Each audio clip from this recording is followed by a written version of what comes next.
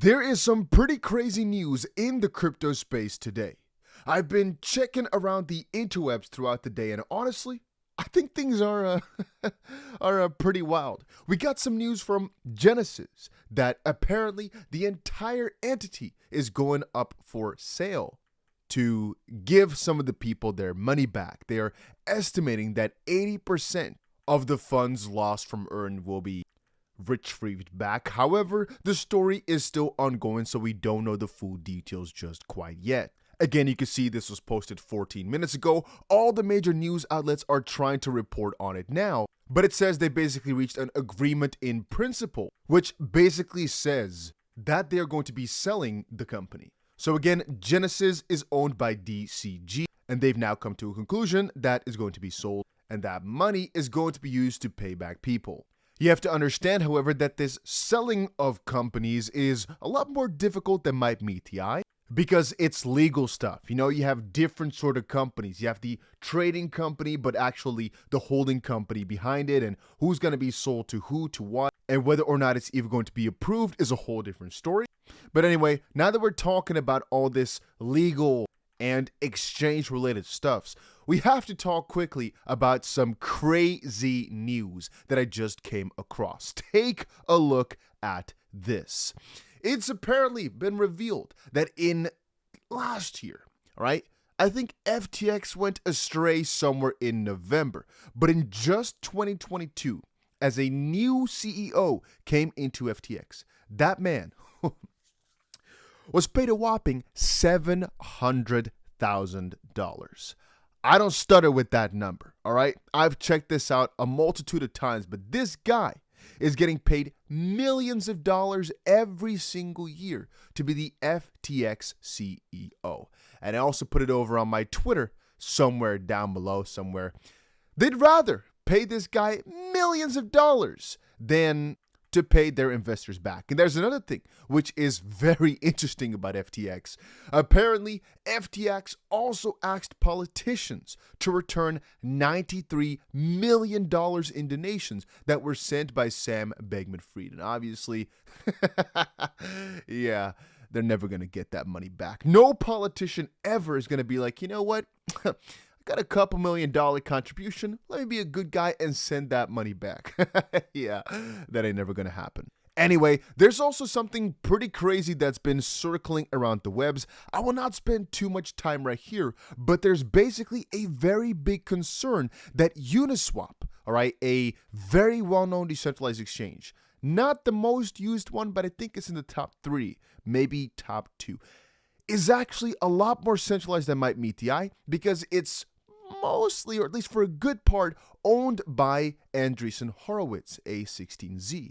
It says right here, this is bubble maps, and people are still kind of quarreling over whether or not this is all verified, but you're being lied to about the governance of Uniswap. A16Z could control 41.5 million uni through 11 wallets, which represents more than 4% of the supply. And actually, only 4% is required to get any sort of pass on any proposal, so they basically control the network. Again, a full story is kind of hard to get with things like this because, well, there's a lot of anonymity around all this, right? Again, some difficulty also comes in how much exactly of a power does 4% have because, well, in theory, right, on any one of these votes, if there needs to be a majority, let's say hypothetically that not really much money or much of the token is being used to vote. Yeah, from that perspective, having 4% of the entire supply does indeed make it pretty simple to manipulate the system. Anyway, all that stuff, it might not matter as much as those type of things usually only matter when things are going down. And since our main man, right, our hero, our savior, Mr. Jim Cramer just said this: a recession will happen no matter what. Yeah, the bull market is back. I don't know what else to tell you, He's gone full-fledged negative mode, and that might mean things are about to get extremely, extremely exciting. I mean, he is still on par with the guys at JP Morgan, Bank of America, as the Bank of America CEO. Just said the company is preparing for a potential U.S. debt default. And so he's not completely alone in all this. We also, on the opposite side, have the actual president of the United States, which doesn't necessarily mean anything, but all right, saying the exact opposite by saying, hey, the risk of a recession is actually extremely very low. But it's just kind of funny. Whenever Jim Cramer says things are about to go bad, I get extremely bullish. And yeah, that's something you guys need to understand. This man is extremely wrong most of the time. And I also put that over on Twitter. For anybody that doesn't get the context, for anybody out there who doesn't get it, Jim Cramer is a very well-known analyst. Not even sure if we can call him that. But anyway, we basically look very often at the inverse Jim Cramer index. And what it showcases is if you do exactly the opposite of what Jim Cramer tells you to do, you make a whole lot of freaking money. And that's basically it. So whenever he says, get bearish, get scared, we buy. If he says things are about to go insano style, we sell because, yeah, that ain't good. Now, a little side note, I've also had many pings and many reports from people stating that Ripple, or I guess in general, a lot of XRP is being moved. Again, it is Ripple for the most part, or wallets connected to Ripple is being said. It was interesting to me to see, though, how Ripple, or potentially unknown whales, but mostly Ripple, when checking it out, it looks as if Ripple activated things, but all right, that they're actually moving from Binance or between Binance as well. I mean, before they used to mostly connect themselves with ODL connected exchanges, and so this could mean two things. One is that they are preparing some sort of deal with Binance in the whole process. Two, provide liquidity, or I guess number three is they are selling this for either legal expenses or this or that. Again, not sure why they wouldn't use an exchange that they are connected to in a more easier sense, but perhaps Binance is just the most liquid, and when you're trying to sell hundreds of millions of XRP, potentially that's the best bet. Anyway, millions of XRP will keep flowing, and honestly, for most of these parts, it doesn't really matter because why would it? If they're moving hundreds of millions of XRP, you don't really know what's happening with it. If it's going from an unknown wallet to an exchange, usually that's selling pressure and vice versa. If it's going from an exchange to an unknown wallet, that's bullish because they're taking it off. But in theory, it could be the sale of these tokens, right? I mean, always, whenever there's a sale, there's a transfer. So you don't know whether or not a party got rid of their tokens, or if they, I guess if there's a seller, there's always a buyer as well, right? So is that good? Is that bad? It's just being moved. And so there's activity, which I'd say is a nice thing. And what exactly is happening, it's nearly impossible to figure out. So I don't concern myself too much with it. Again, just to give you guys context, 119 million XRP was sent to Bittrex, again, from probably Ripple. And the second was just between Ripple's own wallets. It could, however, be that it's just a loan to Bittrex. We don't really know.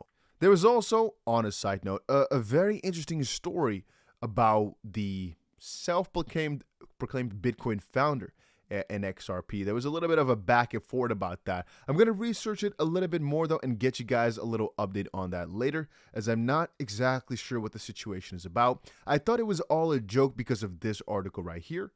Ripple CTO David Schwartz said he's taking XRP private at 420, saying hello to Elon Musk, Tesla, and the SEC. Again, I didn't really click the article because I thought it was just a joke, but it's not April 1st. But after a couple more pings from you guys regarding Craig Wright, I'll take a better look at it. Also, on a complete side note, Cardano's doing pretty well right now. In terms of almost any single metric, they're doing good except for price.